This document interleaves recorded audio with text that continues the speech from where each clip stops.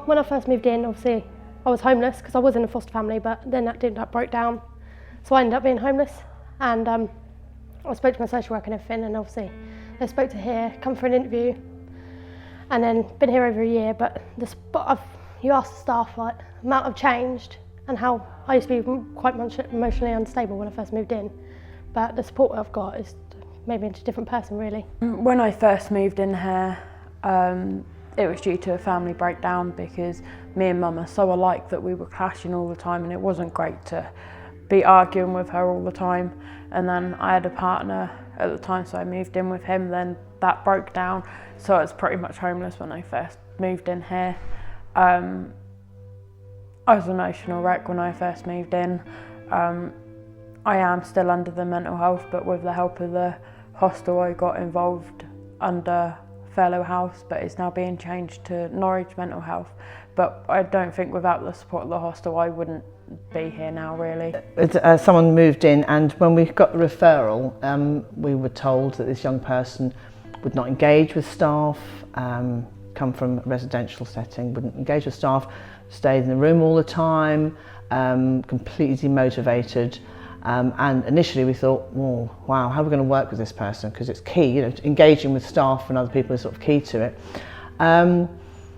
But I like to give people a chance. I think the Benjamin Foundation are very good at giving people chances. So met with him and moved in, and slowly through time he's started to come out of his room. He engages with his key worker.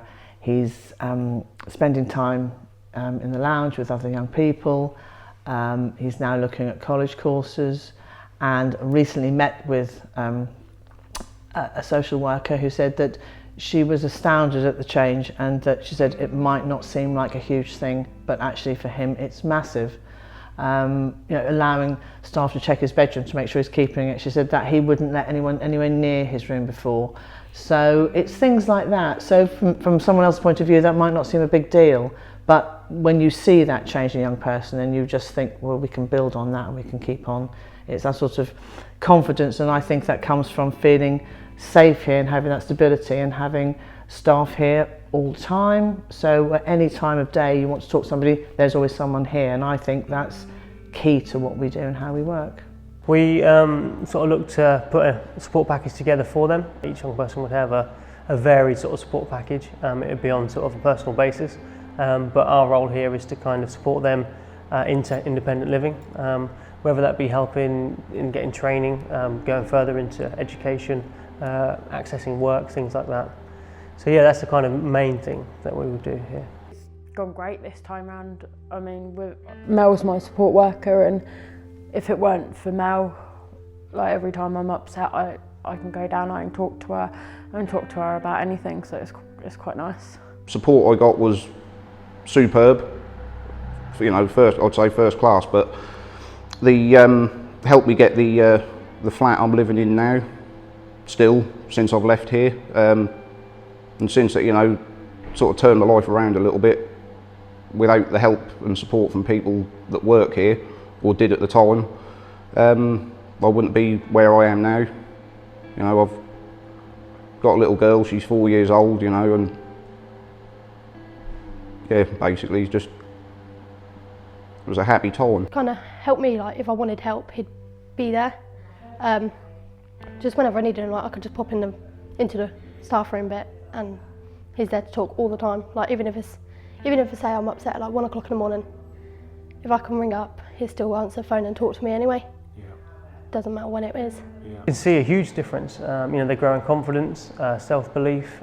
They feel that they can take on everyday life maybe better than they could do before they came to us, and they're able to make positive choices which benefit themselves, and know how to tackle moving on and being able to look after themselves, and you know, sort of growing into adulthood, they're able to make the right choices and be able to support themselves and live sort of fulfilled lives, really. So you can see a big change within them from starting with us, and then when they leave, it's really good.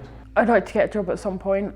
I think that's one of my main goals, either get a job, or in January I'm hoping to start a course with the Open University, which is I'm hoping to do childcare, because that's something I've been really interested in, because I've got a niece and a nephew, and well, growing up with them you get used to it. So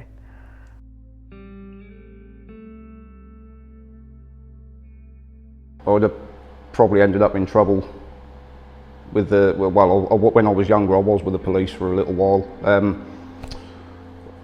I'd have probably ended up being homeless, you know, on the streets or something, you know, but they just, like I say, the support and that I got from the care I got from the staff sort of helped me not turn my life around, but kept me on the right path, sort of thing. I think I'd be on the streets doing drugs. That's the bottom line of it. I think I'd got involved in the wrong crowd a lot earlier than what I did, which is why I'm quite happy that this place is here, really. Because if it wasn't, I don't think I would be as together as I am now. So, and I have changed a lot since I come here, and my relationship with Mum has got a lot better now. Because obviously I had nowhere else to go, and if it went for here, then I wouldn't have had anywhere to go. Because obviously it's too old to go for another foster family anyway, but there's so many people out there who are homeless that they would have nowhere to go if this would open. Mm-hmm. You don't see there as being any other options? No.